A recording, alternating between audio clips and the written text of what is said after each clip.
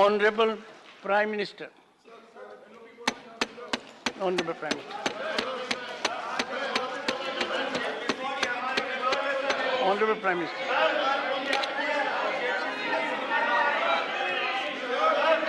Honorable Prime Minister. आदरणीय सभापति जी, राष्ट्रपति जी के अभिभाषण पर धन्यवाद प्रस्ताव पर जो चर्चा चल रही है, उस चर्चा में शरीक होकर के मैं आदरणीय राष्ट्रपति जी का आदरपूर्वक धन्यवाद करता हूं। आदरणीय राष्ट्रपति जी का अभिनंदन करता हूं।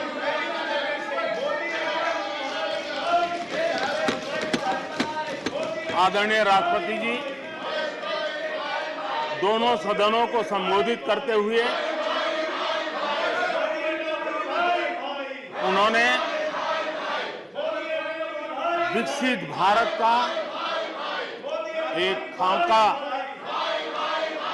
और विकसित भारत के संकल्प के लिए एक रोड मैप को प्रस्तुत किया है। देश के लिए उनका ये जो कंट्रीब्यूशन है, जो मार्गदर्शन है, उसके लिए Nothing will go on record. Nothing will go on record.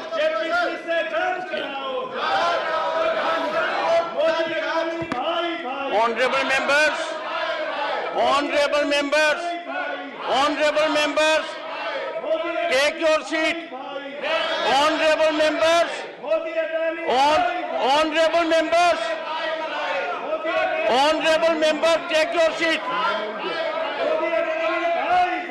I call upon honorable members to observe decorum and take your seats. Honorable members,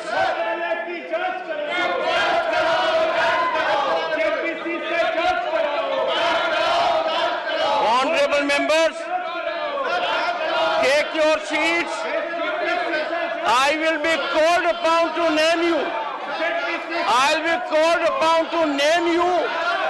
Take your seats. Take your seats. Honorable Prime Minister.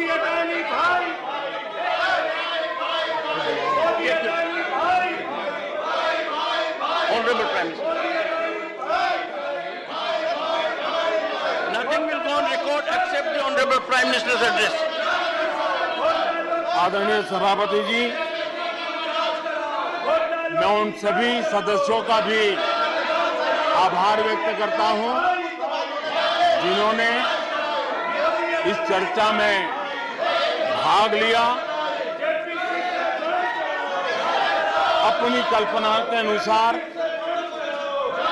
चर्चा को विस्तार देने का प्रयास भी किया और इसलिए मैं सदन में हिस्सा लेने और चर्चा में हिस्सा लेने वाले सभी आदरणीय सदस्यों का धन्यवाद करता हूं।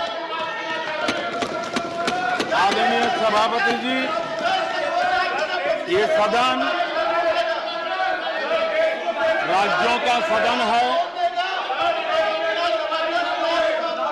बीते दशकों में अनेक बुद्धिजीवियों ने इस सदन से देश को दिशा दी है, देश का मार्गदर्शन किया है। इस सदन में अनेक साथी ऐसे हैं जो अपने व्यक्तिगत जीवन में भी बहुत कुछ सिद्धियां प्राप्त की हुई हैं, अपने व्यक्तिगत जीवन में बहुत बड़े काम भी किए हुए हैं और इसलिए इस सदन में जो भी बात होती है उस बात को देश बहुत गंभीरता से सुनता है और देश उसे बहुत गंभीरता से लेता है। लेकिन आदरणीय सभापति जी, ये भी दुर्भाग्यपूर्ण है, इतने महत्वपूर्ण सदन में कुछ लोगों का व्यवहार, कुछ लोगों की वाणी न सिर्फ सदन को लेकिन देश को निराश करने वाली रही।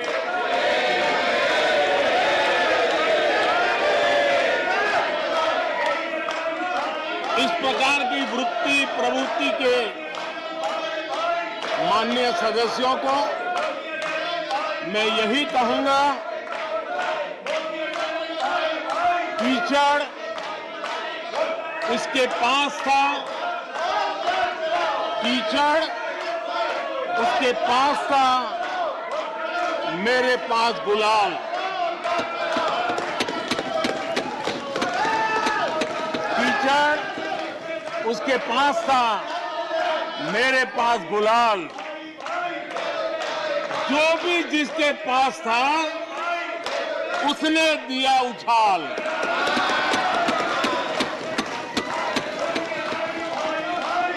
और अच्छा ही है, जितना कीचड़ उछालोगे कमल उतना ही ज्यादा खिलेगा।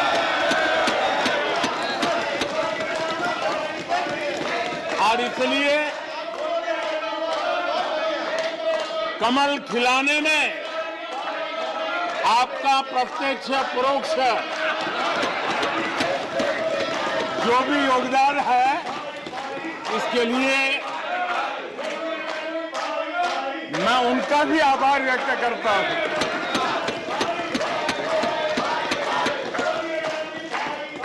आदरणीय सभापति जी, कल विपक्ष के हमारे वरिष्ठ साथी आदरणीय खड़गे जी ने कहा कि हमने 60 साल में मजबूत बुनियाद बना रहे थे, ऐसा कल आपने कहा।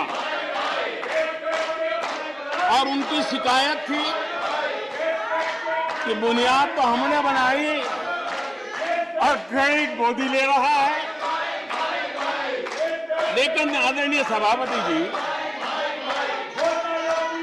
2014 में आकर के जब मैंने बारीकी से चीजों को बड़ी गहराई से देखने का प्रयास किया, फर्स्ट हैंड इंफॉर्मेशन लेने का प्रयास किया, तो मुझे नजर आया कि 60 साल कांग्रेस के परिवार ने, हो सकता है उनका इरादा मजबूत नींव बनाने का हो, मैं उस पर कोई टिप्पणी करना नहीं चाहता, लेकिन 2014 के बाद आकर के मैंने देखा कि उन्होंने गड्ढे ही गड्ढे कर दिए थे। उनका इरादा नींव का होगा, लेकिन उन्होंने गड्ढे ही गड्ढे कर दिए थे। और आदरणीय सभापति जी, जब वो गड्ढे खोद रहे थे, 6-6 दशक बर्बाद कर दिए थे, उस समय दुनिया के छोटे छोटे देश भी सफलता के शिखरों को छू रहे थे, आगे बढ़ रहे थे।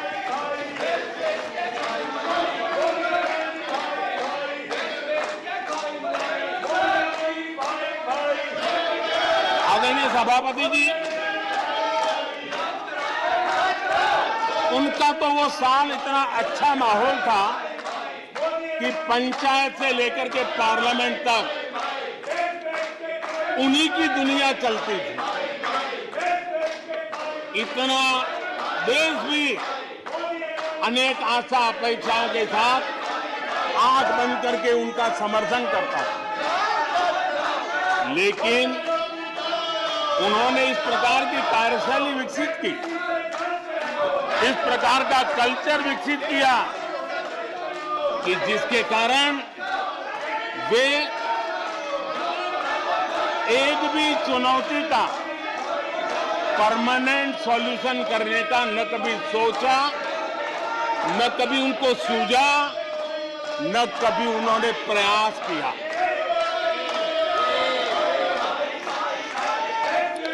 वे बहुत हो हल्ला हो जाता था तो चीजों को छू लेते थे,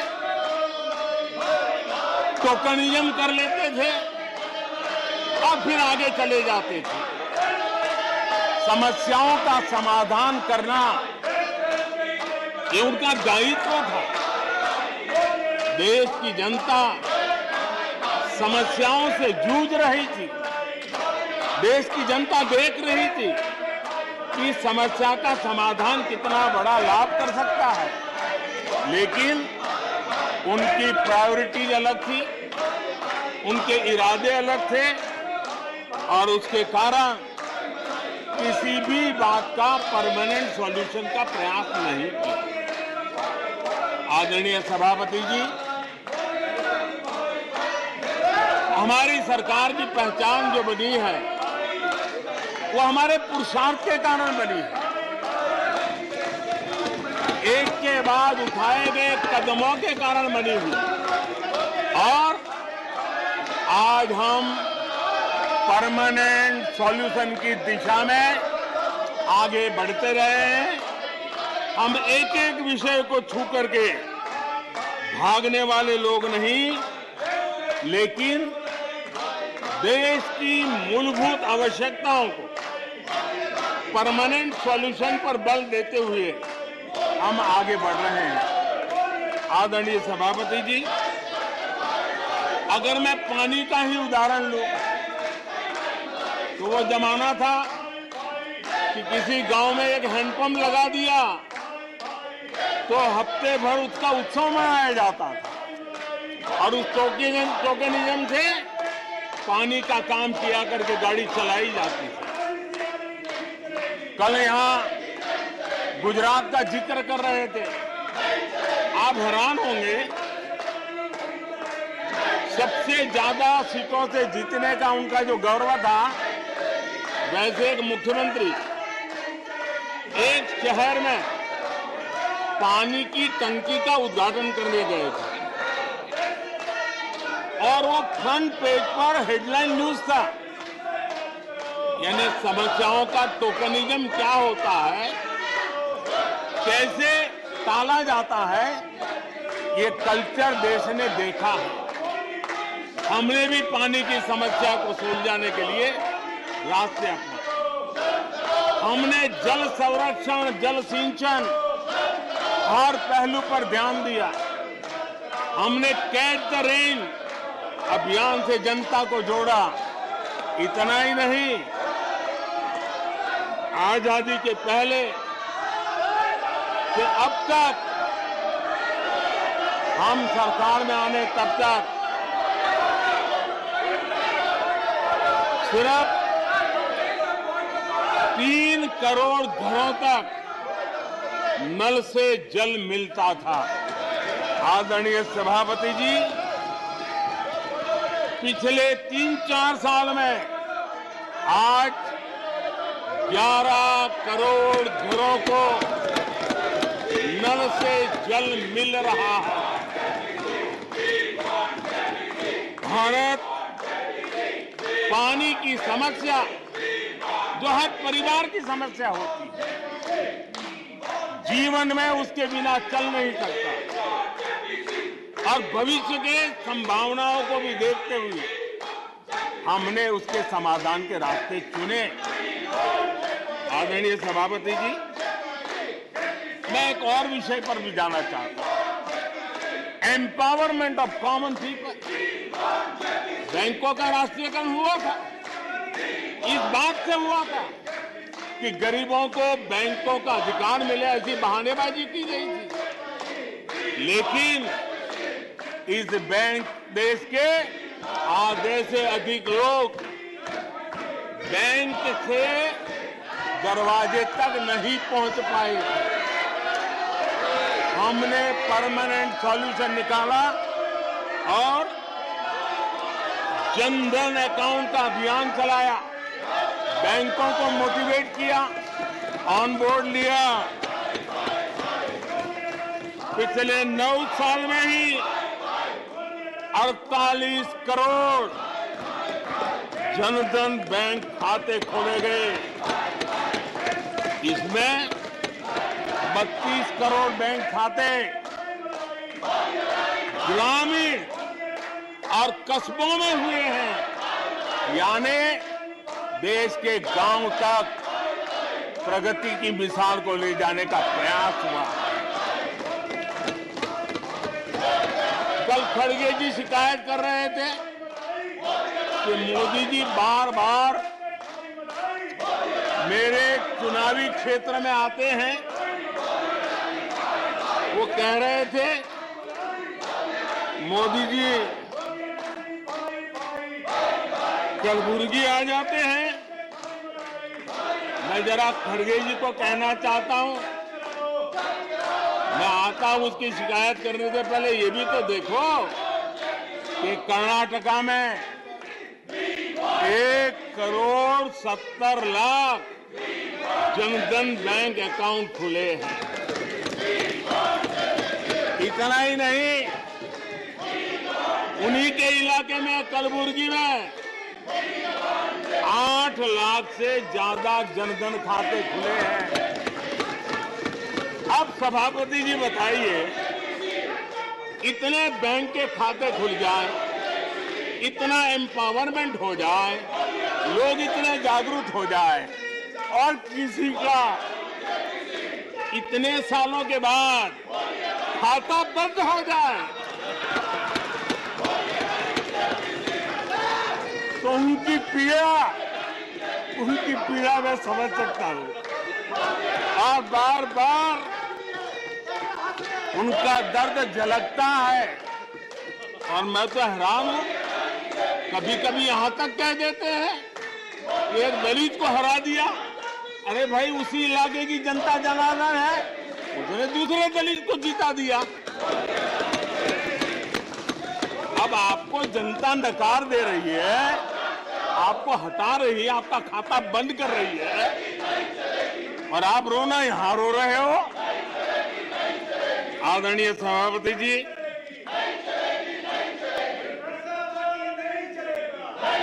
जनधन, आधार, मोबाइल, ये जो त्रिशक्ति है और उसने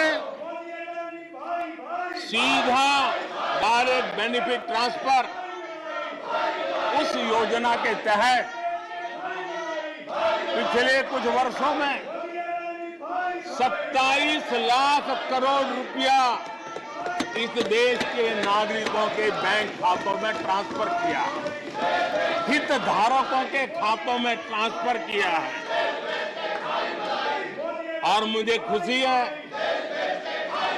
कि डायरेक्ट बेनिफिट ट्रांसफर, ये टेक्नोलॉजी का उपयोग करने के कारण इस देश के 2 लाख करोड़ रुपए से ज्यादा पैसे जो किसी इकोसिस्टम के गलत हाथों में जाता था, वो बच गया है।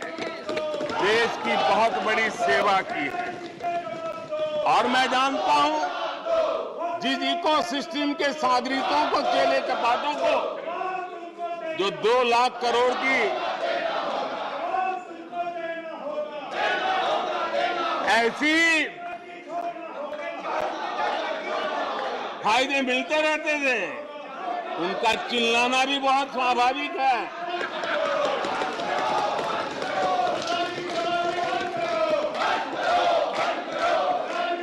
आदरणीय सभापति जी, हमारे देश में पहले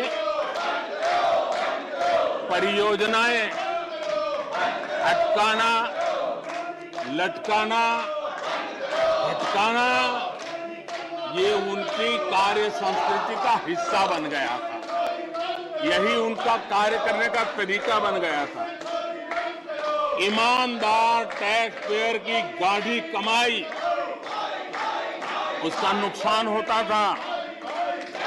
हमने टेक्नोलॉजी का प्लेटफॉर्म तैयार किया, पीएम गति शक्ति मास्टर प्लान लेकर के आए और 1600 लेयर में डेटा के माध्यम से इंफ्रास्ट्रक्चर को प्रोजेक्ट्स को गति देने का काम हो रहा है। जो योजनाएं बनाने में महीनों लग जाते थे वो आज सप्ताहों के भीतर भीतर उसको आगे बढ़ा दिया जाता है, क्योंकि आधुनिक भारत के निर्माण के लिए इंफ्रास्ट्रक्चर का महत्व हम भली भांति समझते हैं, स्केल का भी महत्व समझते हैं, स्पीड का भी महत्व समझते हैं और टेक्नोलॉजी के माध्यम से परमानेंट सॉल्यूशन और परमानेंट एस्पिरेशन का एड्रेस करने का प्रयास आदरणीय सभापति जी हम कर रहे हैं। आदरणीय सभापति जी, कोई भी जब सरकार में आता है तो देश के लिए कुछ करने के वादे करके आता है, जनता का कुछ भला करने के वादे करके आता है, लेकिन सिर्फ भावनाएं व्यक्त करने से बात बनती नहीं है। आप कह दें कि हम ऐसा चाहते हैं, हम ऐसा चाहते हैं, जैसे कभी कहा जाता था गरीबी हटाओ, 4-4 दशक हो गए, हुआ कुछ नहीं। इसलिए विकास की गति क्या है, विकास की नीयत क्या है, विकास की दिशा क्या है, विकास का प्रयास क्या है, परिणाम क्या है, ये बहुत मायने रखता है। सिर्फ आप कहते रहे कि हम भी कुछ करते थे, इतने से बात बनती नहीं है। आदरणीय सभापति जी, जबकि हम जनता को उनकी प्राथमिकताओं के आधार पर उनकी आवश्यकताओं और जब जनता की इतनी बड़ी आवश्यकताओं के लिए मेहनत करते हैं तो हम पर दबाव भी बढ़ता है, हमें मेहनत भी ज्यादा करनी पड़ती है, हमें परिश्रम भी ज्यादा करना पड़ता है। लेकिन हमने, जैसे महात्मा गांधी जी कहते थे, श्रेय और प्रेय, हमने श्रेय का रास्ता चुना है, प्रिय लग जाए आराम कर लें, वो रास्ता हमने नहीं चुना है। मेहनत करनी पड़ेगी तो करेंगे, दिन रात खपाना पड़ेगा तो खपाएंगे, लेकिन जनता जनार्दन के एस्पिरेशन को चोट नहीं पहुंचने देंगे और उसके एस्पिरेशन सिद्धियों में परिवर्तित हो जाए और देश विकास की यात्रा को पार करे, इसके लिए हम काम करते रहेंगे। इन सपनों को लेकर के चलने वाले हम लोग हैं और हमने वो करके दिखाया। आदरणीय सभापति जी, अब आप देखिए, देश आजाद हुआ तब से 2014 तक 14 करोड़ एलपीजी कनेक्शन थे और लोगों की मांग भी थी। लोग सांसदों के पास जाते थे कि हमें एलपीजी कनेक्शन मिल जाए और उस समय 14 करोड़ घरों में था, डिमांड भी कम थी, प्रेशर भी कम था, आपको गैस लाने के लिए खर्चा भी नहीं करना पड़ता था, आपको गैस पहुंचाने के लिए व्यवस्था, आप भी मजे में, चलती थी गाड़ी, काम होता नहीं था, लोग इंतजार करते रहते थे। लेकिन हमने सामने से होकर के तय किया कि हर घर को एलपीजी कनेक्शन देंगे। हमें मालूम था कि हम कर रहे हैं, हमें मेहनत करनी पड़ेगी, हमें मालूम था हमें धन खर्च करना पड़ेगा, हमें मालूम था हमें दुनिया भर से गैस लाना पड़ेगा। ये सब दबाव की संभावना जानने के बावजूद भी हमारी प्राथमिकता मेरे देश का नागरिक था, हमारी प्राथमिकता हमारे देश के सामान्य लोग थे और इसलिए हमने 32 करोड़ से ज्यादा परिवारों के पास गैस कनेक्शन पहुंचाए। नया इंफ्रास्ट्रक्चर खड़ा करना पड़ा, धन खर्चना पड़ा। आदरणीय सभापति जी, इस एक उदाहरण से आप समझ सकते हैं कि हमें कितनी मेहनत करनी पड़ी होगी, लेकिन हमने आनंद के साथ, संतोष के साथ, गर्व के साथ इस मेहनत को किया और मुझे खुशी है कि सामान्य मानवी को उसका संतोष मिला। इससे बड़ा एक सरकार के लिए संतोष क्या हो सकता है। आदरणीय सभापति जी, आजादी के अनेक दशकों के बाद भी इस देश में 18,000 से ज्यादा गांव ऐसे थे जहां बिजली नहीं पहुंची थी, और ये गांव अधिकतर हमारे आदिवासी बस्ती के गांव थे, हमारे पहाड़ों पर जिंदगी गुजारने वालों के लोगों के गांव थे, जनजातीय से गांव थे, नॉर्थ ईस्ट के गांव थे। लेकिन ये उनके चुनाव के हिसाब किताब में बैठता नहीं था, इसलिए इनकी प्रायोरिटी नहीं था। हम जानते थे ये कठिन काम इन्होंने छोड़ दिए हैं। हमने कहा हम तो मक्खन पे लकीर करने वाले नहीं, पत्थर पे लकीर करने वाले लोग हैं। हम इस चुनौती को भी उठाएंगे, हम इस चुनौती को भी उठाएंगे। और हमने हर गांव में बिजली पहुंचाने का संकल्प उठाया। समय सीमा में 18,000 गांवों में बिजली पहुंचाई, और उस चुनौतीपूर्ण काम करने के पीछे गांवों में एक नई जिंदगी की अनुभूति हुई, उनका विकास तो हुआ, लेकिन सबसे बड़ी बात हुई देश की व्यवस्था पर उनका विश्वास बढ़ा। और विश्वास बहुत बड़ी ताकत होती है। जब देश के नागरिकों का विश्वास बनता है, तब वो लाखों करोड़ों गुना एक सामर्थ्य में परिवर्तित हो जाता है। वो विश्वास हमने जीता है और हमने मेहनत की, हमें मेहनत पड़ी, लेकिन मुझे खुशी है उन दूर दराज के गांवों को आजादी के इतने सालों के बाद नई आशा की किरण दिखाई दी, संतोष का भाव प्रकट हुआ, और वो आशीर्वाद आज हमें मिल रहे हैं। आदरणीय सभापति जी, पहले की सरकारों में कुछ घंटे बिजली आती थी, कहने को तो लगता था बिजली आ गई, गांव के बीच में खंभा डाल दिया तो हर साल उसकी संवत्सरी मनाते थे, फलानी तारीख को खंभा डाला गया था, बिजली तो आती नहीं थी। आज बिजली पहुंची इतना ही नहीं, औसत हमारे देश में 22 घंटे बिजली देने के प्रयास में हम सफल हुए। हमें इस काम के लिए नई ट्रांसमिशन लाइनें लगानी पड़ी, हमें नए ऊर्जा उत्पादन के लिए काम करना पड़ा, हमने सौर ऊर्जा की ओर जाना पड़ा, हमें रिन्यूएबल एनर्जी का नए क्षेत्र खोजने पड़े। हमने लोगों को उनके भाग्य पर नहीं छोड़ दिया, राजनीतिक फायदे घाटे की बात नहीं सोची, हमने देश का आने वाली कल उज्जवल बनाने का रास्ता चुना। हमने खुद के लिए दबाव बढ़ाया, लोगों की मांग बढ़ने लगी, दबाव बढ़ने लगा, हमने मेहनत वाला रास्ता चुना, और इसके नतीजे आज देश देख रहा है। देश ऊर्जा के क्षेत्र में प्रगति की ऊंचाइयों को प्राप्त कर रहा है। आदरणीय सभापति जी,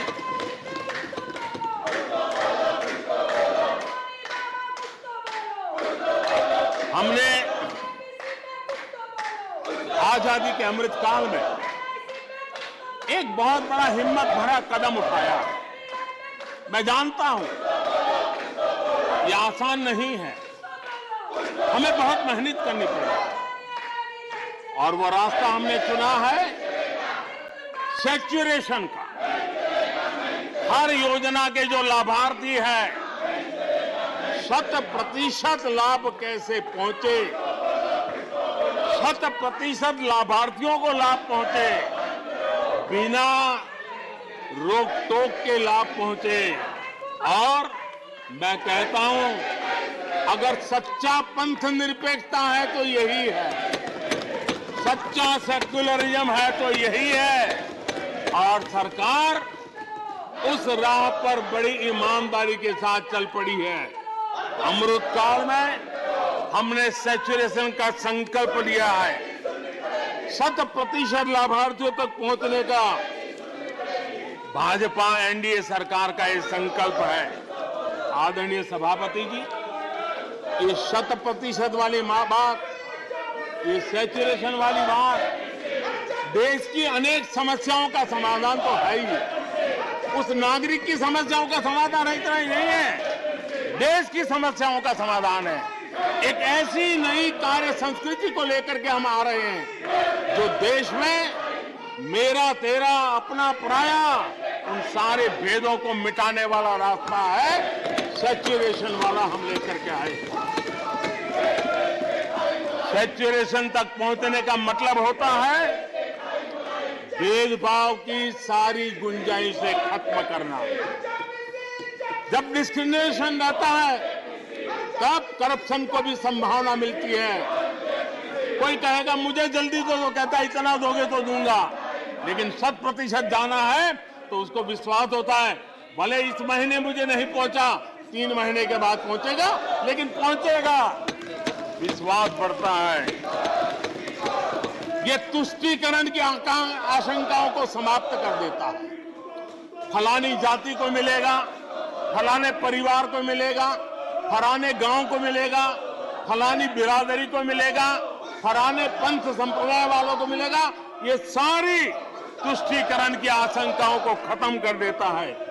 स्वार्थ के आधार पर लाभ पहुंचाने की प्रवृत्ति को पूरी तरह खत्म कर देता है और समाज के आखिरी व्यक्ति को, जो आखिरी पंक्ति में खड़ा हुआ व्यक्ति है, और महात्मा गांधी जिसकी हमेशा वकालत करते थे, उसके अधिकारों की रक्षा इसके अंदर समाहित होती है और हम उसको सुनिश्चित करते हैं। और सबका साथ सबका विकास, ये मतलब यही है कि 100% उनके हकों को पहुंचाना। जब सरकार की मशीनरी का लक्ष्य हर पात्र व्यक्ति तक पहुंचने का हो तो भेदभाव पक्षपात टिक ही नहीं सकता। इसलिए हमारा ये 100% सेवा अभियान, सोशल जस्टिस, सामाजिक न्याय, इसका बहुत बड़ा सशक्त माध्यम है। यही सामाजिक न्याय की असली गारंटी है। यही सच्ची पंथ निरपेक्षता है, यही सच्चा सेक्युलरिज्म है।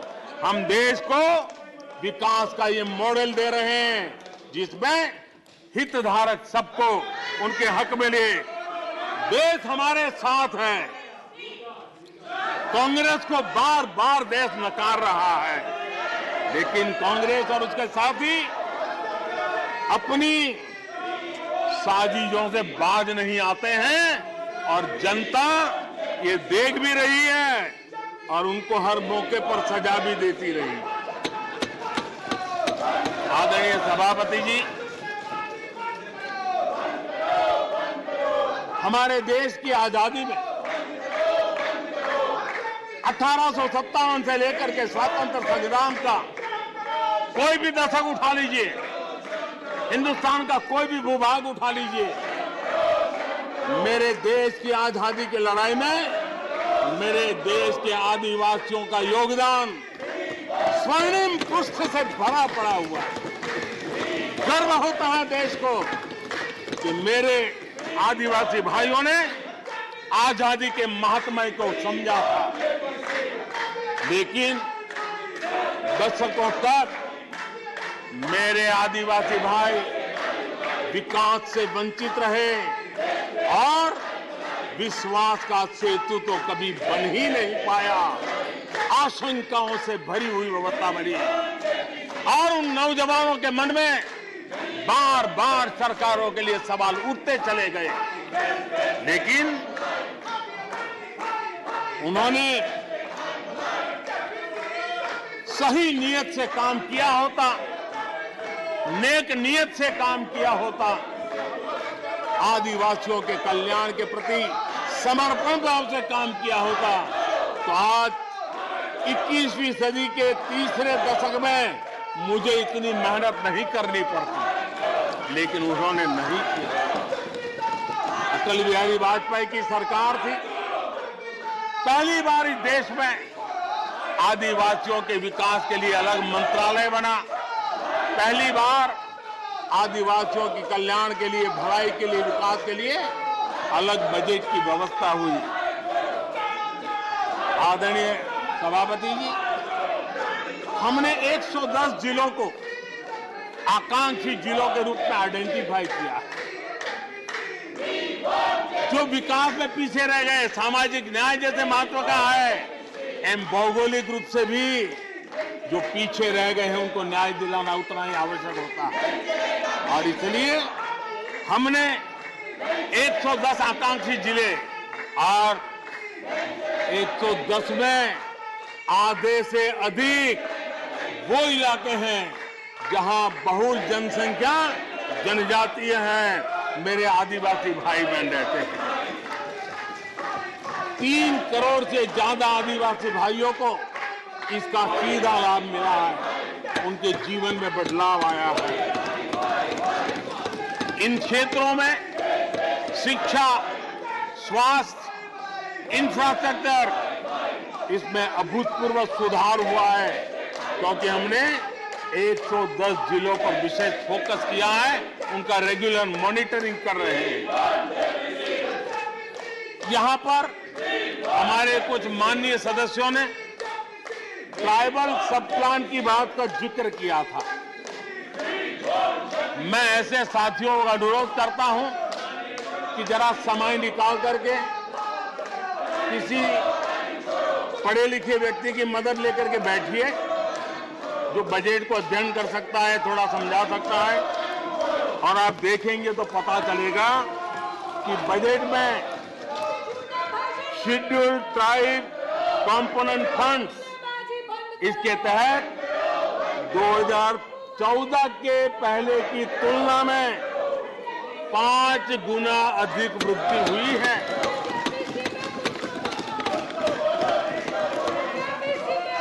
आदरणीय सभापति जी, 2014 के पहले जब उनकी सरकार थी, तब एलोकेशन 20-25 हजार करोड़ रुपए के आसपास रहता था। बहुत पुरानी बात नहीं है, सिर्फ 20-25 हजार करोड़ रुपए। आज यहां आकर के गीत गा रहे हैं। हमने आकर के इस वर्ष 1,20,000 करोड़ का प्रावधान किया। हमने बीते 9 वर्षों में हमारे आदिवासी, हमारे जनजातीय भाई बहनों के उज्जवल भविष्य के लिए और बच्चों के उज्जवल भविष्य के लिए 500 नए एकलव्य मॉडल स्कूल स्वीकृत किए हैं, और ये 4 गुना ज्यादा बढ़ोतरी है। इतना ही नहीं, स्कूलों में टीचर, स्टाफ, इस बार हमने 38,000 नए लोगों के रिक्रूटमेंट का, हमने भर्ती का इस बजट में प्रावधान किया। आदिवासियों के कल्याण के लिए समर्पित हमारी सरकार ने, मैं जरा आपको फॉरेस्ट राइट एक्ट की बात की तरफ ले जाना चाहता हूं। आदरणीय सभापति जी, देश आजाद होने से लेकर हमारे आने से पहले, 2014 के पहले, आदिवासी परिवारों को 14 लाख जमीन के पट्टे दिए गए थे। पिछले 7-8 वर्षों में हमने 7 लाख नए पट्टे दिए। यह अभूतपूर्व काम हुआ है। हमारे आने से पहले 23,000 सामुदायिक पट्टे दिए गए थे। 23,000। हमारे आने के बाद 80,000 से अधिक सामुदायिक पट्टे दिए गए हैं। लिप सिंपैथी बता करके आदिवासियों की भावनाओं के साथ खेलने के बजाय अगर कुछ किया होता तो आज मुझे इतनी मेहनत न करनी पड़ती और ये काम पहले आराम से हो जाता, लेकिन ये उनकी प्रायोरिटी में नहीं था। आदरणीय सभापति जी, इनकी अर्थनीति, उनकी समाज नीति, उनकी राजनीति वोट बैंक के आधार पर ही चलती रही और उसके कारण समाज की जो बेसिक ताकत होती है, स्वरोजगार के कारण देश की आर्थिक गतिविधि बढ़ाने वाला जो सामर्थ्य होता है, इन्होंने हमेशा नजरअंदाज कर दिया। उनको वो इतने छोटे लगते थे, इतने बिखरे हुए लगते थे, तो उसका उनको कोई मूल्य ही नहीं था। जो छोटे छोटे काम में जुड़े हुए, जो स्वरोजगार के ऊपर समाज पर बोझ बने बिना समाज में कुछ न कुछ वैल्यू एडिशन करते हैं, उनके प्रति दुर्लक्ष्य किया गया। छोटे काम में जुटे इन करोड़ों लोगों को भुला दिया गया। मुझे गर्व है कि मेरी सरकार ने रेहड़ी वाले, ठेले वाले, फुटपाथ पर व्यापार करने वाले लोगों की सुन ले, ब्याज के चक्कर में जिनके जीवन तबाह हो जाते थे, दिन भर का पसीना ब्याज खोरों के घर जाकर के चुकाना पड़ता था, उन गरीबों की चिंता हमने की, उन रेहड़ी ठेले पटरी वालों की चिंता हमने की। और आदरणीय सभापति जी, हमने इतना ही नहीं, हमारे विश्वकर्मा समुदाय जो समाज निर्माण के अंदर एक भूमिका देते हैं, जो अपने हाथ से औजार की मदद से कुछ न कुछ सृजन करते रहते हैं, समाज की आवश्यकताओं की बहुत बड़ी मात्रा में पूर्ति करते हैं। चाहे हमारा बंजारा समुदाय हो, चाहे हमारे गुमंत जाति के लोग हैं, हमने उनकी चिंता करने का काम किया है। पीएम स्वनिधि योजना हो, पीएम विश्वकर्मा योजना हो, जिसके द्वारा हमने समाज के इन लोगों की मजबूती के लिए काम किया है, उनके सामर्थ्य को बढ़ाने के लिए काम किया। आदरणीय सभापति जी, आप तो स्वयं किसान पुत्र हैं। इस देश के किसानों के साथ क्या बीती है, ऊपर के कुछ एक वर्ग को संभाल लेना और उन्हीं से अपनी राजनीति चलाए रखना, यही सिलसिला चला। इस देश की कृषि की सच्ची ताकत छोटे किसानों में है। 1 एकड़ 2 एकड़ भूमि का वो बड़ा मुश्किल से 80-85% इस देश का ये वर्ग है। इन छोटे किसान उपेक्षित थे, उनकी आवाज कोई सुनने वाला नहीं था। हमारी सरकार ने छोटे किसानों पर ध्यान केंद्रित किया, छोटे किसानों को फॉर्मल बैंकिंग के साथ जोड़ा। आज साल में 3 बार सीधे पीएम किसान सम्मान निधि छोटे किसान के खाते में जमा होती है। इतना ही नहीं, हमने पशुपालकों को भी बैंकों से जोड़ा, हमने मछुआरों को बैंकों से जोड़ा और उनको ब्याज में रियायत दे करके उनके आर्थिक सामर्थ्य को बढ़ाया, ताकि वो अपना व्यवसाय विकसित कर सके, अपने क्रॉप पैटर्न को बदल सके, अपने उत्पादित की हुए माल को रोक करके उचित दाम मिलने पर बाजार में ले जा सके। उस दिशा में हमने काम किया। आदरणीय सभापति जी, हम जानते हैं हमारे देश के बहुत सारे किसान ऐसे हैं कि जो बरसाती पानी पर उनको गुजारा करना पड़ता है। सिंचाई की व्यवस्था ये पिछली सरकारों ने की नहीं। हमने और देखा है कि ये छोटे किसान पानी बरसाती के भरोसे जीने वाले, मोटे अनाज की खेती करते हैं, पानी होता नहीं है। ये मोटे अनाज की खेती करने वाले किसानों को हमने विशेष स्थान दिया। हमने यूएन को लिखा कि मिलेट ईयर मनाइए, दुनिया में भारत के मोटे अनाज की एक ब्रांडिंग बने, मार्केटिंग बने, और उसके सुविचारित रूप से अब उस मोटे अनाज को श्री अन्न के रूप में, जैसे श्रीफल का महात्मा है, वैसे ही श्री अन्न का महात्मा बने और छोटे किसान जो पैदावार करते हैं उनको उचित दाम मिले, ग्लोबल मार्केट मिले, देश में क्रॉप पैटर्न में परिवर्तन आए। और इतना ही नहीं, ये मिलेट सुपर फूड है, पोषण के लिए बहुत बड़ी ताकत है। हमारे देश के नई पीढ़ी को पोषण की समस्या के समाधान में भी ये काम आए, जो मेरे छोटे किसान को भी मजबूत करेगा।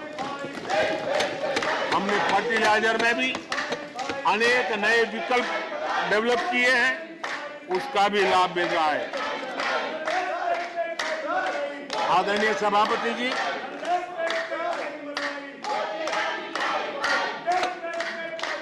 हमें बड़े कन्विक्शन के साथ मैं मानता हूं कि जब निर्णय प्रक्रिया में माताओं बहनों की भागीदारी बढ़ती है तो परिणाम अच्छे मिलते हैं, जल्दी मिलते हैं और निर्धारित लक्ष्य को प्राप्त करने वाले होते हैं। और इसलिए माता बहनों की भागीदारी बढ़े, वे निर्णय प्रक्रिया में हमारे साथ जुड़े, उस दिशा में महिला सशक्तिकरण को लेकर के, महिलाओं के नेतृत्व के विकास के लिए हमारी सरकार ने प्राथमिकता दी है। सदन में हमारे एक माननीय सदस्य ने कहा कि महिलाओं को टॉयलेट देने से क्या महिलाओं का विकास हो जाएगा? हो सकता है उनका ध्यान सिर्फ टॉयलेट पे गया हो, वो उनकी कठिनाई होगी, लेकिन मैं जरा बताना चाहता हूं, मुझे इस बात का गर्व है और मैं गर्व अनुभव करता हूं, क्योंकि मैं राज्य में रह करके आया हूं, मेरे गांव में जिंदगी गुजार के आया हूं। मुझे गर्व है कि 11 करोड़ शौचालय बना करके मैंने मेरी माताओं बहनों को इज्जत कर दिया है। मुझे इस बात का गर्व है। हमारी माताओं बहनों, हमारी बेटियों के जीवन चक्र की तरफ जरा नजर करें। हमारी सरकार माताओं बहनों के सशक्तिकरण के लिए कितनी संवेदनशील है, उसकी तरफ मैं जरा ध्यान आकर्षित करना चाहता हूं।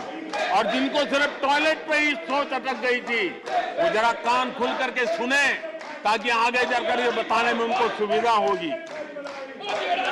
गर्भावस्था के दौरान शिशु को पौष्टिक खाना मिले, इसके लिए हमने मातृ वंदना योजना चलाई और इसके लिए प्रेगनेंसी के समय महिला के बैंक खाते में सीधा पैसा जाए, ताकि उसको पोषण से उसके गर्भ में जो बच्चा है उसके स्वास्थ्य को भी लाभ हो।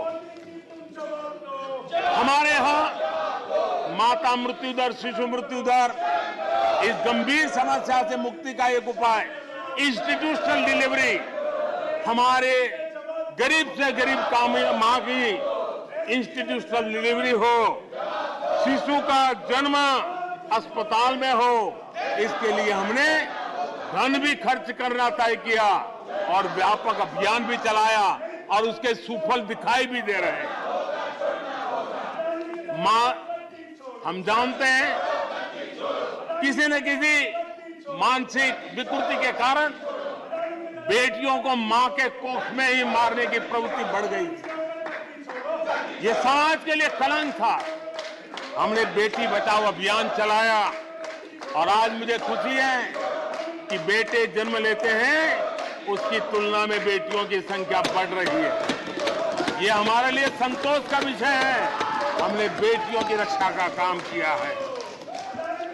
बेटी जब बड़ी होकर स्कूल जाए और शौचालय के अभाव में 5वीं 6वीं कक्षा में आते आते स्कूल छोड़ दें, हमने उस चिंता को भी किया और स्कूलों में बच्चियों के लिए अलग टॉयलेट बनाए ताकि मेरी बच्चियों को स्कूल छोड़ना न पड़े।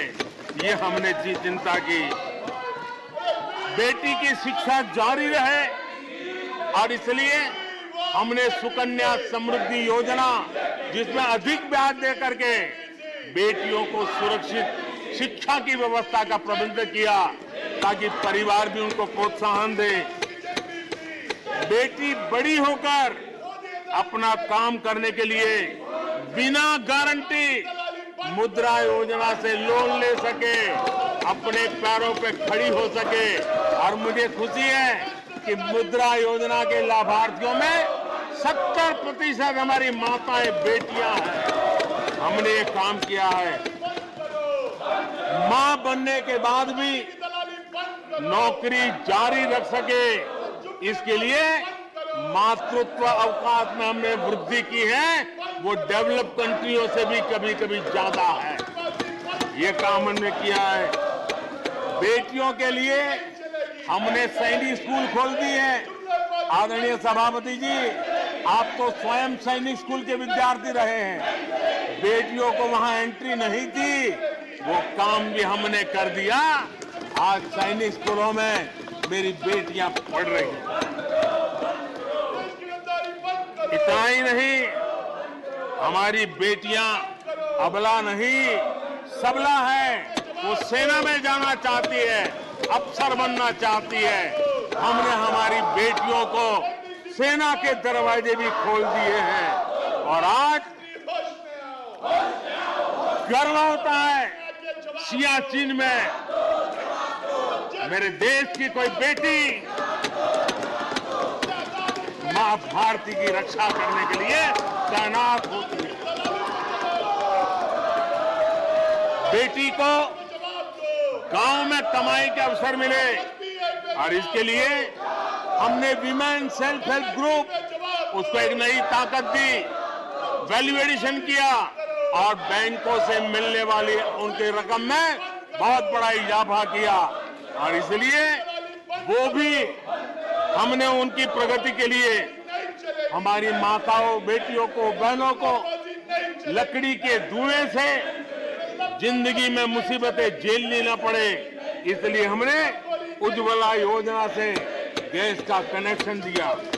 हमारी माताओं, बहनों को, बेटियों को पीने का पानी के लिए जूझना न पड़े, 2-2, 4-4 किलोमीटर तक जाना न पड़े। हमने नल से घर तक पानी पहुंचाने का अभियान चलाया ताकि मेरी माताओं, बेटों को, बेटियों को, बहनों को, बेटियों को अंधेरे में गुजारा न करना पड़े।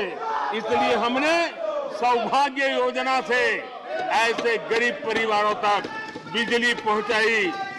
बेटी, मां, बहन कितनी ही गंभीर बीमारी हो लेकिन कभी बताती नहीं है। उसको चिंता रहती है कि कहीं बच्चों पे कर्ज हो जाएगा, परिवार पर बोझ हो जाएगा। वो पीड़ा सहती है लेकिन अपने बच्चों को अपनी बीमारी के विषय में नहीं बताती है। उन माताओं, बहनों को आयुष्मान कार्ड दे करके अस्पताल में बड़ी से बड़ी बीमारी से मुक्ति का रास्ता हमने खोल दिया है। आदरणीय सभापति जी, बेटी का संपत्ति पर अधिकार हो, इसलिए हमने सरकार की तरफ से जो आवाज देते हैं उसमें बेटी के राइट को निश्चित किया, उसके नाम पर प्रॉपर्टी करने का काम किया। हमने महिला सशक्तिकरण के लिए हमारी माताओं, बहनों को जो भी छोटी मोटी बचत कर लें, मुसीबत झेल करके बचत करना माताओं, बहनों का स्वभाव होता है और वो घर में अनाज के डिब्बे में पैसे रख करके गुजारा करती है। उस मुसीबत में निकाल के हमने उसको जनधन के खाते दे दिए। बैंक में पैसा जमा करे इसकी व्यवस्था कर दी। और आदरणीय सभापति जी, इस बजट सत्र के लिए तो गर्व की बात है कि बजट सत्र का प्रारंभ महिला राष्ट्रपति के द्वारा होता है और बजट सत्र का विधिवत प्रारंभ महिला वित्त मंत्री के अवसर पर होता है। देश में ऐसा संयोग पहले कभी नहीं आया जो आज आया है। और हमारा तो प्रयास रहेगा कि ऐसे शुभ अवसर आगे भी देखने को मिले।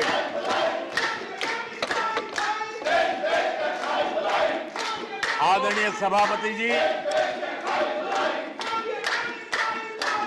जब देश को आधुनिक होना है, नए संकल्पों को पार करना है, तो हम साइंस और टेक्नोलॉजी के सामर्थ्य को नकार नहीं सकते। साइंस और टेक्नोलॉजी के महत्व को हमारी सरकार भली भांति समझती है, लेकिन हम टुकड़ों में नहीं सोचते, हम टोकनिज्म में नहीं सोचते हैं। हम साइंस और टेक्नोलॉजी की तरफ से देश को आगे बढ़ाने के लिए हर दिशा में काम कर रहे हैं, सार्वत्रिक प्रयास कर रहे हैं, अनेकविध इनिशिएटिव ले रहे हैं।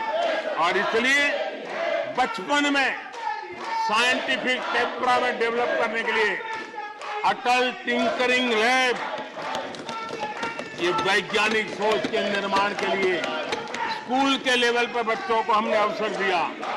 उससे थोड़ा आगे निकले, बच्चा कुछ करना शुरू कर ले, तो हमने अटल इंक्यूबेशन सेंटर खड़े किए ताकि कुछ अगर अच्छी प्रगति की है तो उसको वो वायुमंडल मिले, ताकि वो टेक्नोलॉजी में कन्वर्ट करने के लिए वो खोज, वो इनोवेशन काम आ जाए। इसके लिए हमने विज्ञान की इस प्रगति का परिणाम हमने नीतियां बदली।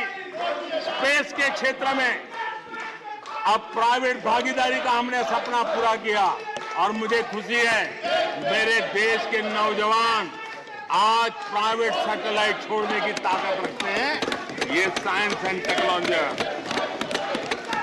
आज स्टार्टअप की दुनिया जो मूलतः साइंस और टेक्नोलॉजी से जुड़ी हुई है, उसमें यूनिकॉर्न की संख्या में आज हम दुनिया में तीसरे नंबर पर पहुंच गए हैं। आदरणीय सभापति जी, आज ये देश गर्व करेगा कि सर्वाधिक पेटेंट इनोवेशन और दुनिया के बाजार में टिकता है पेटेंट, ये सबसे अधिक पेटेंट रजिस्टर करने में आज मेरे देश के नौजवान आगे आ रहे हैं। आदरणीय सभापति जी, आधार की ताकत क्या होती है वो हमारी सरकार ने आके दिखा दिया। और आधार से जुड़े हुए जो विद्वान लोग हैं उन्होंने भी कहा है कि आधार के महत्व को, टेक्नोलॉजी के महत्व को 2014 के बाद समझा गया और उसके कारण वो मेहनत अब रंग ला रही है। हमने देखा है कोविड के काल में कोविन प्लेटफॉर्म 200 करोड़ वैक्सीनेशन और सर्टिफिकेट कोविन का आपके मोबाइल पर विदिन ए सेकंड आ जाता है। लेकिन दुनिया को अचंभा तब हुआ कि भारत अपनी वैक्सीन लेकर के आ गया है कोविड में। दुनिया के लोग अपनी वैक्सीन, हमारे यहाँ पर बहुत बड़ा मार्केट था, बेचने के लिए भांति भांति के प्रेशर करते थे, आर्टिकल लिखे जाते थे, टीवी में इंटरव्यू दिए जाते थे, सेमिनार किए जाते थे। इतना ही नहीं, मेरे देश के वैज्ञानिकों को बदनाम करने के लिए, उनको नीचा दिखाने के लिए कल तक प्रयास चले, कल तक प्रयास चले, कल तक प्रयास चले। और मेरे ही देश के वैज्ञानिकों ने आज दुनिया में जिसको स्वीकृति मिली है ऐसी वैक्सीन से, मेरे देशवासियों का ही नहीं 150 देशों के लोगों की आवश्यकताओं को पूरी किया जाता है।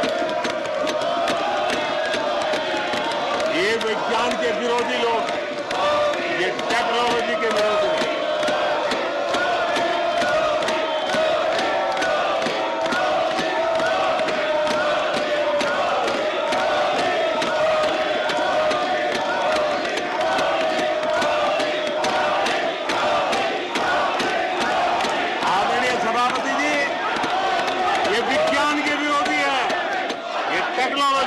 होती है, हमारे वैज्ञानिकों को बदनाम करने का कोई मौका नहीं छोड़ते।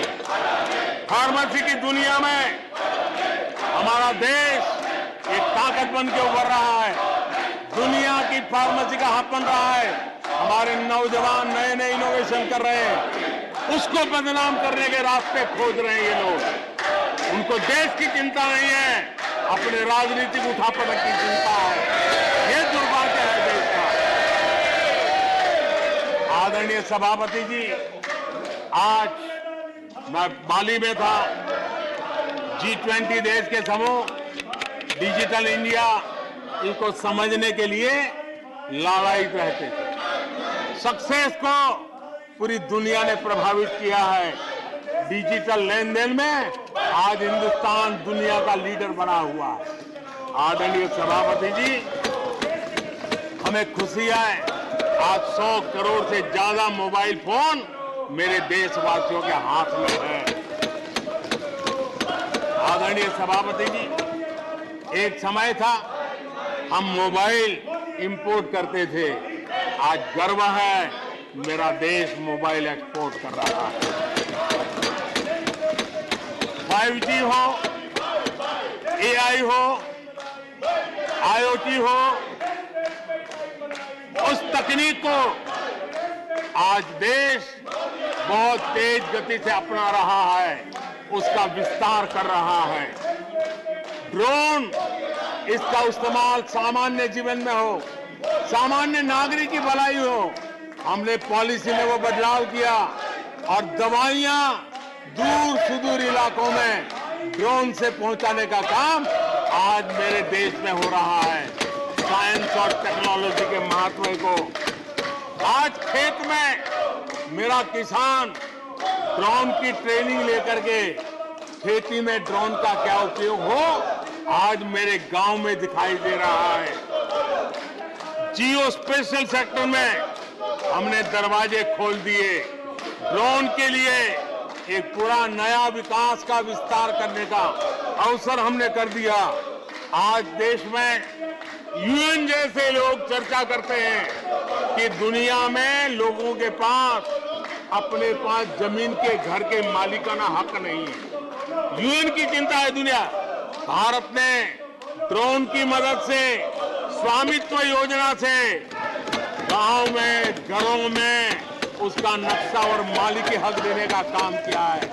उसको कोर्ट कचहरी के चक्करों से और कभी घर बंद हो, कोई आकर के कब्जा कर न ले, सुरक्षा का एहसास दिया है। हमने टेक्नोलॉजी का भरपूर प्रयास कॉमन मैन के लिए करने की दिशा में सफलता पाई है। आज देश टेक्नोलॉजी के क्षेत्र में आधुनिक विकसित भारत के सपने में उसका महत्व हम समझते हैं और इसलिए ह्यूमन रिसोर्स डेवलपमेंट, इनोवेशन, इसका महत्व बहुत है। और इसलिए दुनिया की एकमात्र फॉरेंसिक साइंस यूनिवर्सिटी हमारे देश में है। हमने गति शक्ति यूनिवर्सिटी बना करके इंफ्रास्ट्रक्चर की दुनिया में एक नई पहल की है। हमने एनर्जी यूनिवर्सिटी बना करके आज देश रिन्यूएबल एनर्जी के क्षेत्र में एक नया जंप लगाए। अभी से हमारे नौजवान तैयार हो, उस दिशा में हम कर रहे हैं। हमारे देश में टेक्नोक्रेट की तरफ, इंजीनियर्स की तरफ, साइंस की तरफ नफरत करने में कांग्रेस ने अपने शासनकाल में कोई कमी नहीं रखी है और साइंस और टेक्नोलॉजी को सम्मान देने में हमारे कार्यकाल में कोई कमी नहीं रखी है। ये हमारा रास्ता है।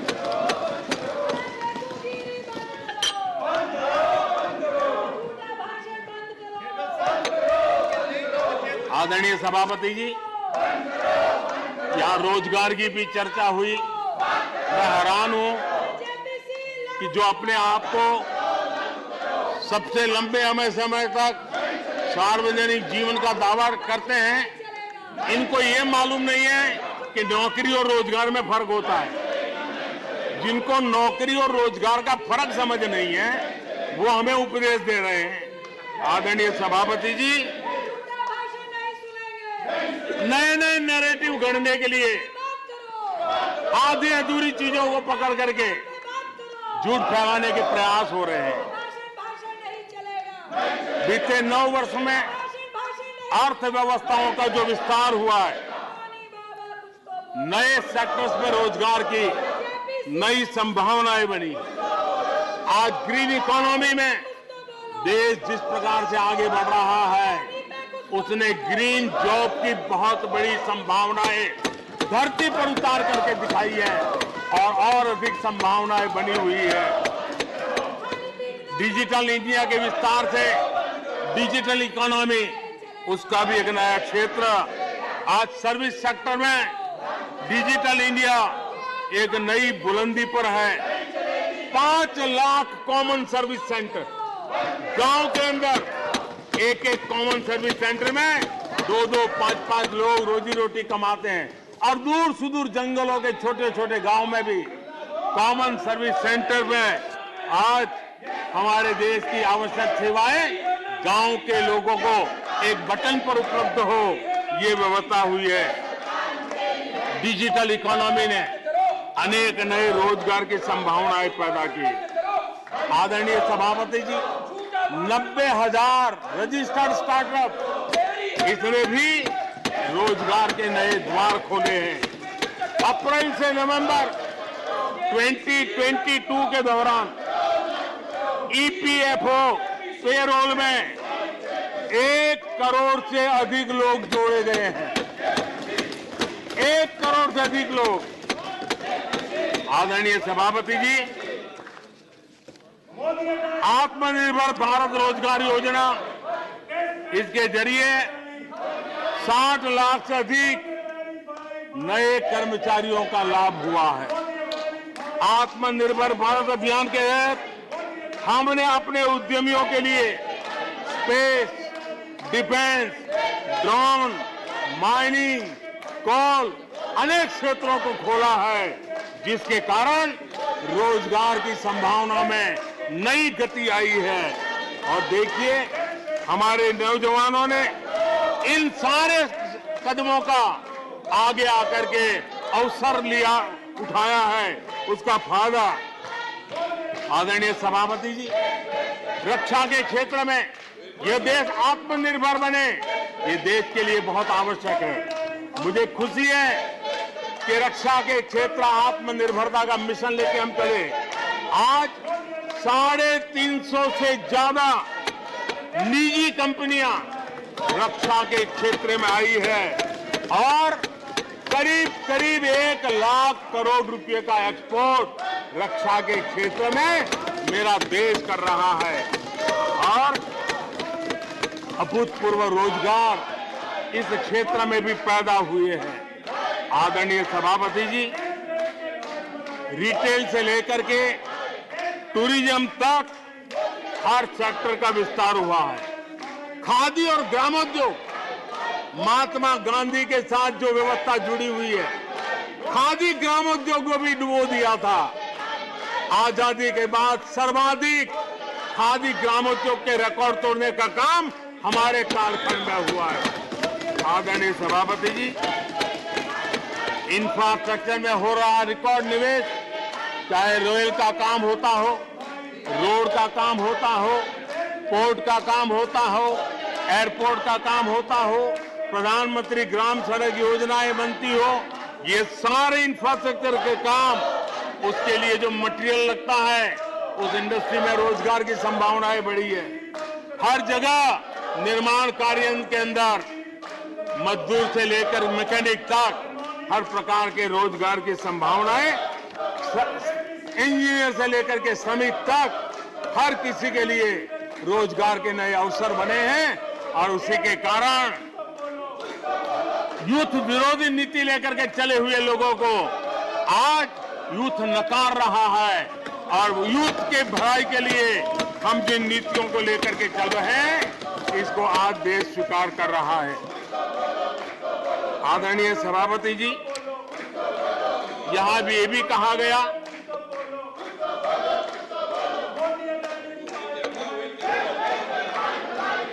आदरणीय सभापति जी,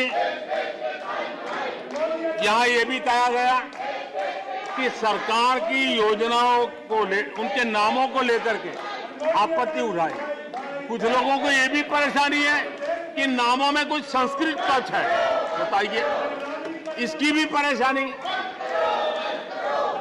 आदरणीय सभापति जी, मैंने किसी अखबार में पढ़ा था, मैं कोई वेरीफाई तो नहीं किया है, और रिपोर्ट कह रही थी 600 जितनी सरकारी योजनाएं सिर्फ गांधी नेहरू परिवार के नाम पे है।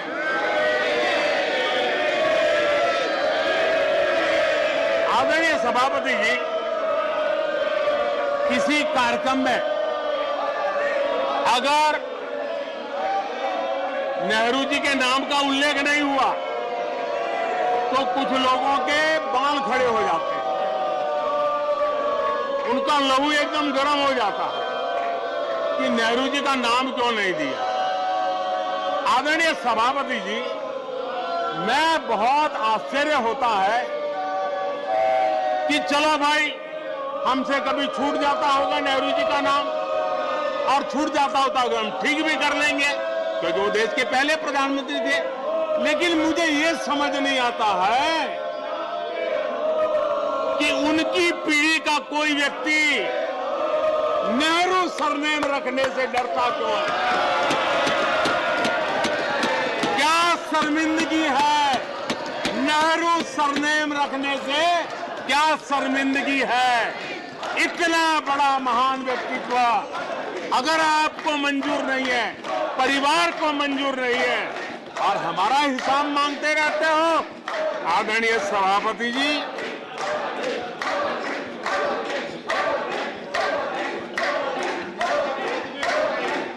कुछ लोगों को समझना होगा, ये सदियों पुराना देश सामान्य मानवी के पसीने और पुरुषार्थ से बना हुआ देश, जन जन की पीढ़ियों की परंपरा से बना हुआ देश है। ये देश किसी परिवार की जागीर नहीं है। हमने मेजर ध्यानचंद जी का नाम पर खेल रत्न का पुरस्कार कर दिया। अंडमान में नेताजी सुभाष के नाम पर, स्वराज के नाम पर हमने द्वीपों का नामकरण किया। हमें गर्व हो रहा है। नेताजी सुभाष बोस के योगदान के लिए देश गर्व करता है, हम गर्व करते हैं।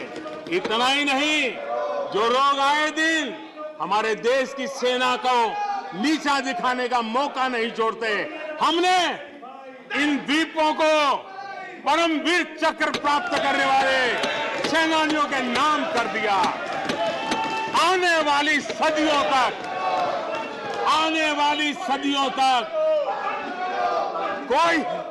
कोई हिमालय की चोटी एक एवरेस्ट व्यक्ति के नाम पर एवरेस्ट बन गई।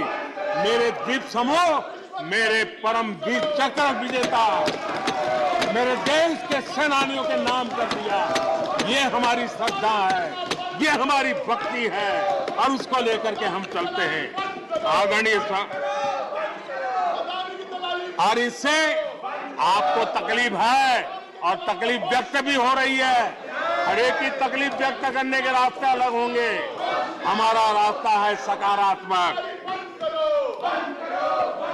कभी कभी अब ये सदन है, एक प्रकार से राज्यों का महात्मा है, हम पर ऐसे भी आरोप लगाए जाते हैं कि हम राज्यों को परेशान करते हैं। आदरणीय सभापति जी, मैं लंबे अरसे तक राज्य का मुख्यमंत्री रह करके आया हूं। फेडरलिज्म का क्या महत्व होता है वो भली भांति समझता हूं, उसको जी करके आया हूं, और इसलिए हमने कोऑपरेटिव कॉम्पिटिटिव फेडरलिज्म पर बल दिया है। आओ हम पर्दा करें, हम आगे बढ़े, हम सहयोग करें, हम आगे बढ़े, उस दिशा में हम चले हैं। हमने हमारी नीतियों में नेशनल प्रोग्रेस का भी ध्यान रखा है और रीजनल एस्पिरेशन को भी एड्रेस किया है। National progress and regional aspiration, इसका परफेक्ट कॉम्बिनेशन हमारी नीतियों में दिखा है, क्योंकि हम सब मिलकर के 2047 तक एक विकसित भारत का सपना पूरा कर करने के लिए चल पड़े हैं। लेकिन जो लोग आज विपक्ष में बैठे हैं, उन्होंने तो राज्यों के अधिकारों की धज्जियां उड़ा दी। जरा मैं कच्चा चिट्ठा आज खोलना चाहता हूं।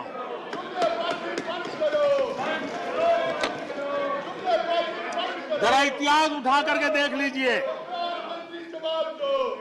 वो कौन पार्टी थी, वो लोग कौन सत्ता में बैठे थे, जिन्होंने आर्टिकल 356 का सबसे ज्यादा दुरुपयोग किया।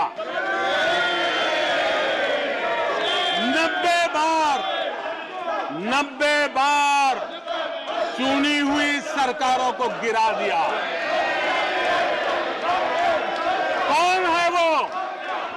कौन है जिन्होंने किया? कौन है जिन्होंने किया?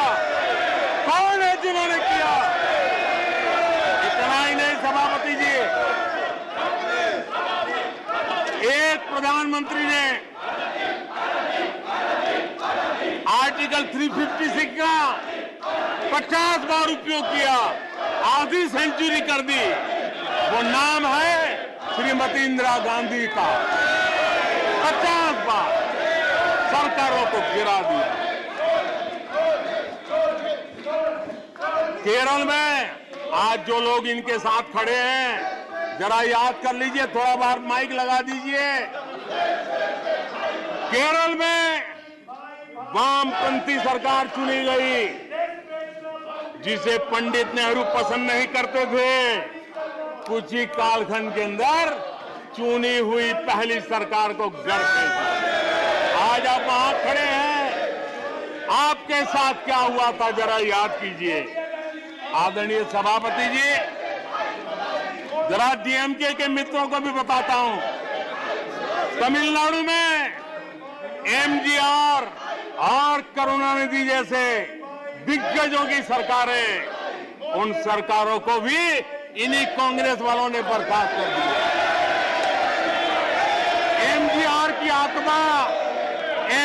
की आत्मा देखती होगी आप कहां खड़े हो।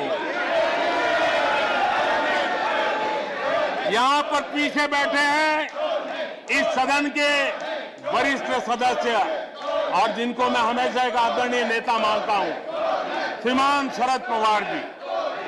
1980 में शरद पवार जी का आयु 35-40 साल की थी। एक नौजवान मुख्यमंत्री महाराष्ट्र की सेवा करने के लिए निकला था, उनकी सरकार को भी गिरा दिया गया और आज वो वहां है। आज वो वहां है। हर क्षेत्रीय नेता को उन्होंने परेशान किया, और